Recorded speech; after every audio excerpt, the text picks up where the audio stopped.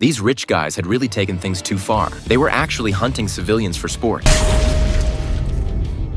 But they'd gotten bored of hunting helpless prey. This time, they were looking for a real challenge, something more thrilling. So they brought in a trained fighter, unaware that they were about to pay the ultimate price. Because this man wasn't just any fighter. He was the legendary war machine, Boyka. Not long ago, during a brutal fight, Boyka accidentally killed his best friend with a devastating kick. The guilt crushed him. He spiraled into depression, living in a daze and occasionally stepping into underground fights, hoping that one day a worthy opponent might end his life in the ring. But months passed, and still no one came close. Until one night, during a secret fight hosted by the wealthy elite, Boyka showcased his devastating skill set and emerged as the undisputed champion. That's when he caught the attention of a tycoon named Dibei. After the match, Dibei approached him personally, inviting Boyka to a private tournament, boasting that fighters from around the world would be there, and the grand prize was 100 million. Boyka didn't hesitate. He needed money to support his late friend's family, hoping it might ease his guilt. So the next day, he packed up and boarded a helicopter to a remote site in Myanmar, completely unaware he was flying into a death trap. As soon as they landed, Dibei bribed a local warlord with stacks of cash and set up the so-called arena in the heart of a military camp. Then he introduced the competitors, a famous Spanish bullfighter, a Texas oil tycoon and his entourage,